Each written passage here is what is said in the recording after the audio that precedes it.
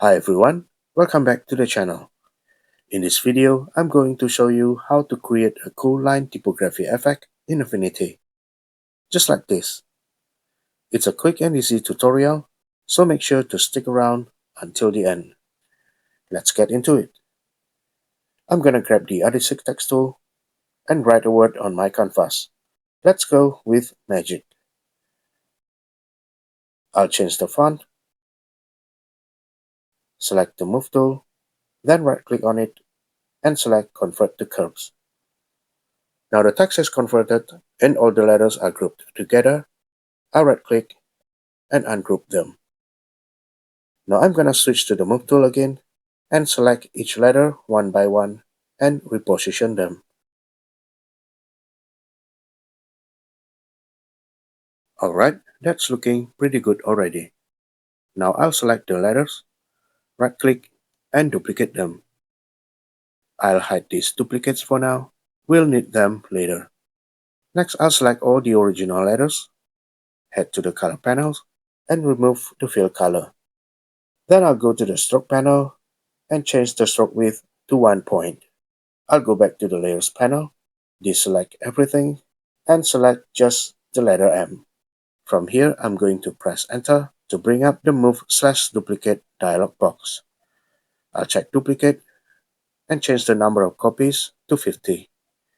Then I'll adjust vertical, then angle to bring the duplicates closer to the next letter, which is A. I can also tweak the distance here too. Let's go back and adjust the angle once more.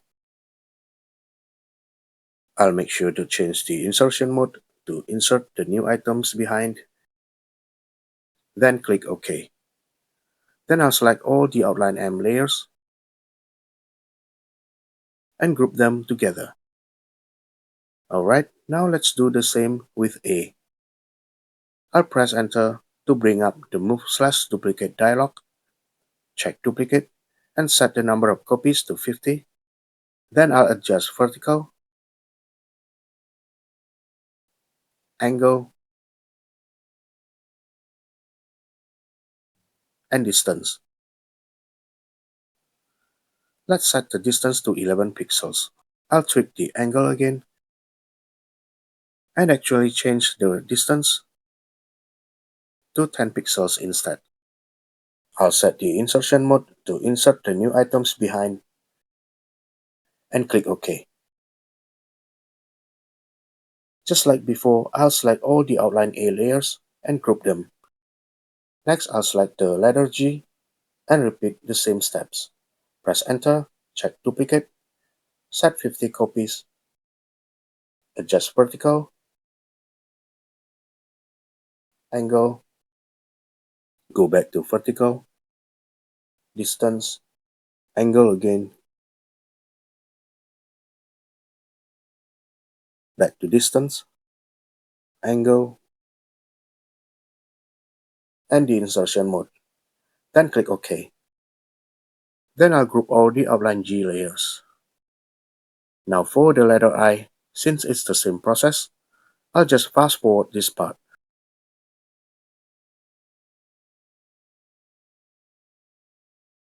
Okay, now let's unhide all those hidden letters from earlier. Next, I'll select the outline M group and change the color to red. I'll select the outline A group and change it to purple, the outline G group to blue, and the outline I group to green.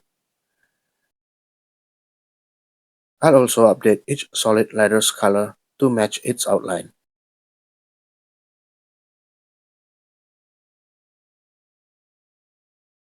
Except for the last letter, C, which I'll change to orange instead.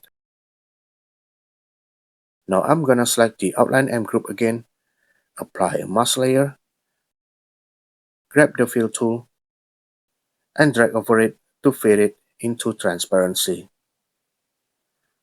I'll apply the same effect to the rest of the outline letters too. Now let's change the background to black. I'll go to Pixel in the top menu and click New Fill Layer. Drag it to the bottom of the stack and change the color to black. And we're done. I hope you found this tutorial useful.